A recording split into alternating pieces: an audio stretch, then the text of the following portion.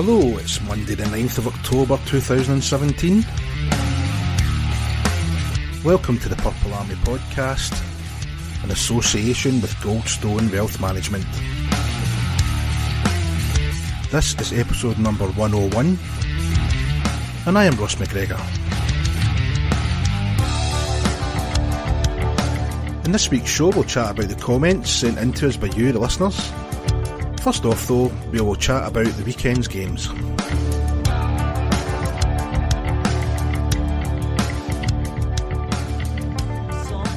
inside you is feeling like I do. You said all there is to say.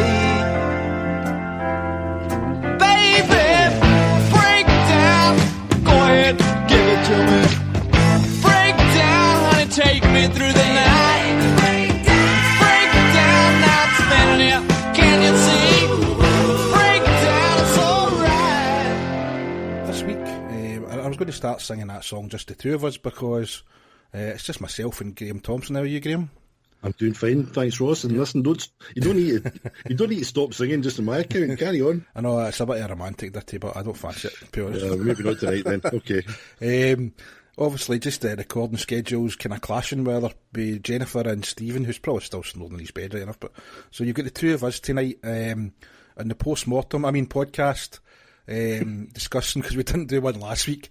Basically, we didn't do one last week because we didn't want to repeat ourselves from the week before, but we can't let it go 2 weeks in a row. Obviously, since we recorded last time, we've been away to Cardiff and lost 5-0. We've been away to Guildford and lost 8-5. This weekend we came back home, our big homecoming, and lost 7-1 to Fife. And then we went down to Sheffield last night and suffered a 3-2 defeat. Team record so far now, we've played 10 games, won 3, home to Manchester in Challenge Cup, away to Nottingham, surprise sort of result I suppose, and away to Edinburgh, and we've lost the other 7. And now granted 8 of those 10 games have been away from home, Graham, but you've got to say, we can cover. I watched the Cardiff webcast and I thought we didn't look particularly at the races. I thought Cardiff didn't really get out of second gear.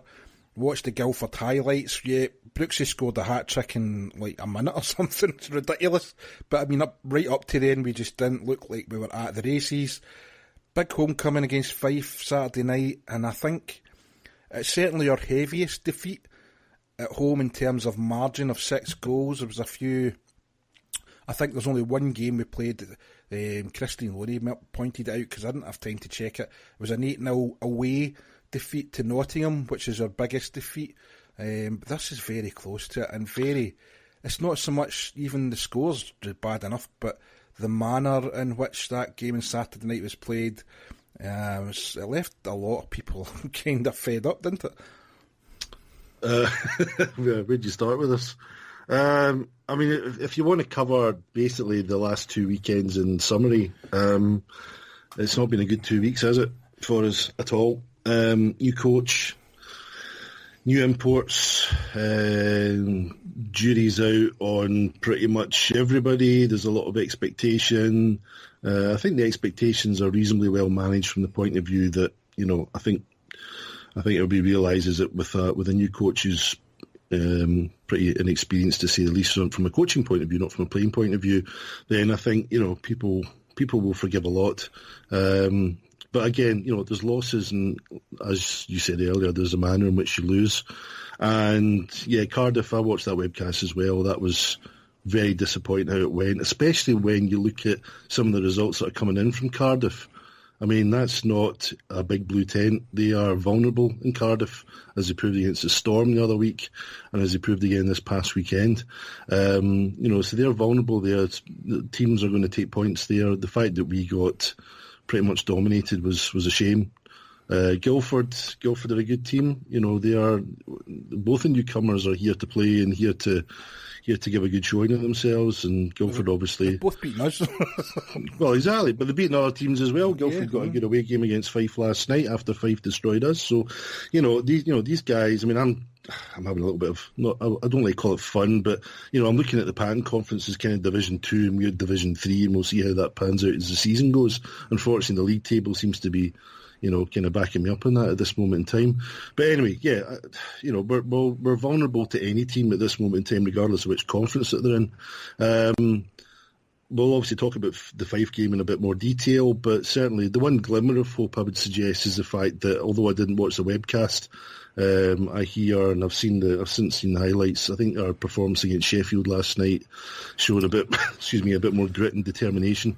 I think we played a little bit better. We'll maybe come on to that in a minute. I mean, but before you jump off the Cardiff game as well, I think it's worth noting that defeat against Cardiff is also your heaviest defeat in Cardiff. Really? Because our record has not been too bad, is it? Our record, we've not won a lot, but we've always been at the races, if you like. There's been very few games where we've kind of been blown. I mean, there was a game right in first in season 1 we lost 4-0.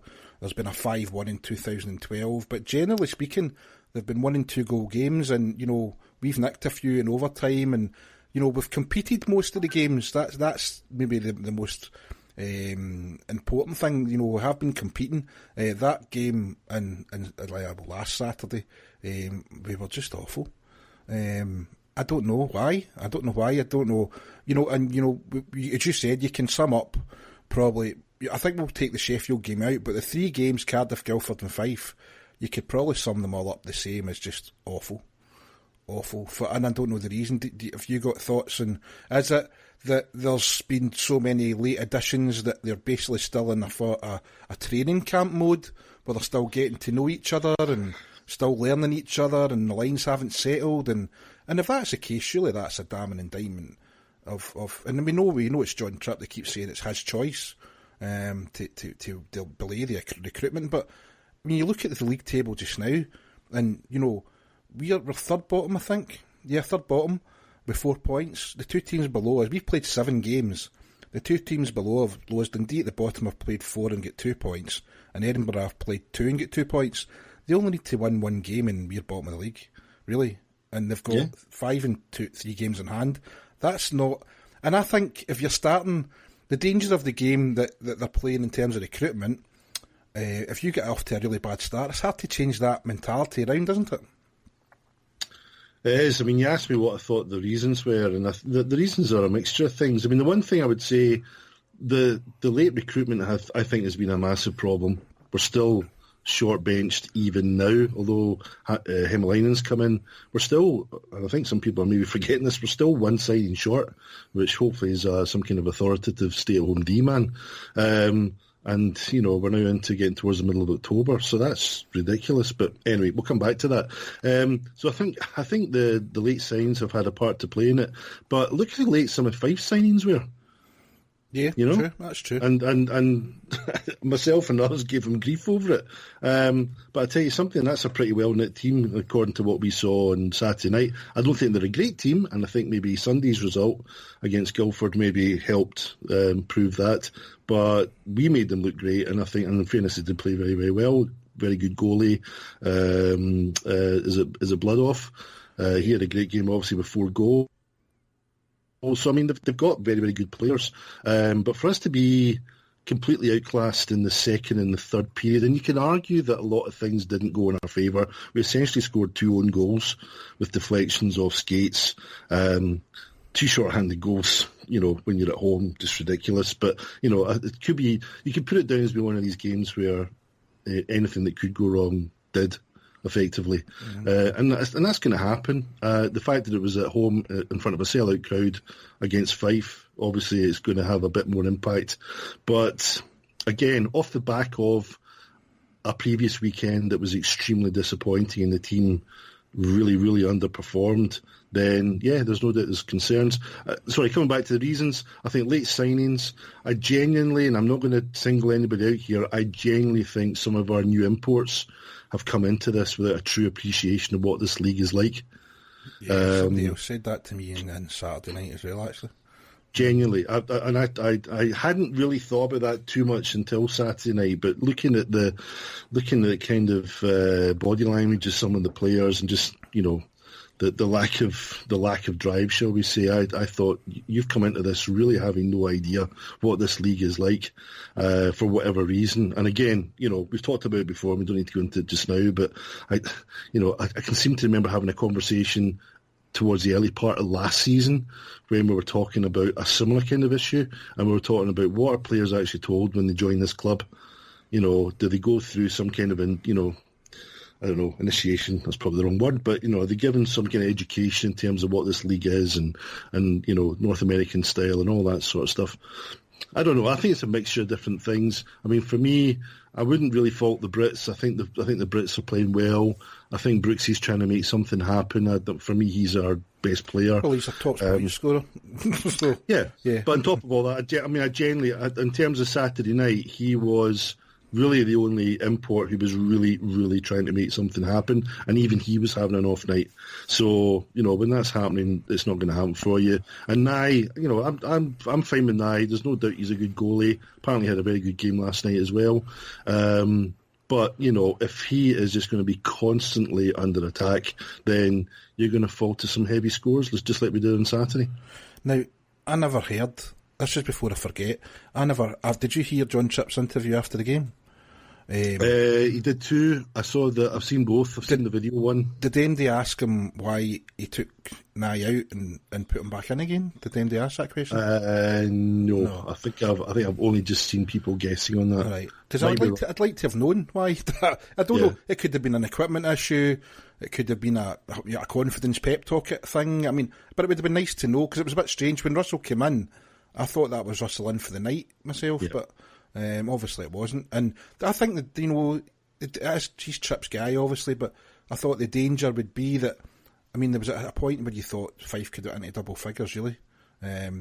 Especially when we were on the power play, they seemed to score a goal. Every time we were on the power play, I thought, here we go, this is it. Yeah, I mean, it was awful. And it's funny, before I forget as well, you were talking about Matt Haywood. I mean, Matt Haywood for the Clan is a career 0.4 points per game guy. At the moment this season, he's operating above the 0.8, which is obviously double his career average. Great. Now, if he maintains that, fantastic. But it shows you how much of the slack that they're having to pick up. As you say, some of the imports just haven't been performing. And Brooks is a top point scorer. He is leading the way. He's doing the captain's thing. He's got 11 points in 10 games. Mbach has got 8, and Haywood and Shattuck are third with 7. But I don't think it's so... Well, in saying that, we're averaging 2.6 goals a game and we're conceding 4.3. And yeah, I know, as I said before, all of these games are away from home, but it's still well below and above the averages we've set in previous years. So there's just something not right. And we've got a massive deficit, and I spoke to you guys, I think, on the WhatsApp group. The deficit has reduced, but up until this weekend, we were averaging 11 shots less per game than our opponents. That's unheard of. I mean, the average, or the worst we've ever been in a season, was at just over -1 in a differential, and you're operating there at a -11 again. It's maybe the ice is tilted a bit because that's predominantly away games, but that's still a shocking differential. We actually outshot Fife, and I think we may even have outshot Sheffield last night. Shots are not... I mean, I think one of our big problems is a lot of the times we are taking shots from the outside. When you look at... I mean, I suppose I would ask you what you thought was wrong. I suppose I can go into what I think's wrong. We have no transition game. No transition. Most of the time, we've been sustaining so much pressure, offensive or defensive pressure, that we've no choice when we get the puck but to skate to halfway and dump it in so we can get a change. So there's no transition. When we do get possession of the puck and the line's still fresh enough to have a go, we tend the passing has been... It's not been crisp. It's not been tape to tape. They tend to be passes that are gathering from their skate, or they're behind them, they're losing momentum. And then when we do get into the zone, if Brooksy gets into the zone in the right wing, for example, he looks round, there's nobody in support because they're away for a change, and he takes a shot from the right wing, and it's outside shots we're taking a lot of the time. On the converse, unfortunately, we are giving up a lot of in-house shots.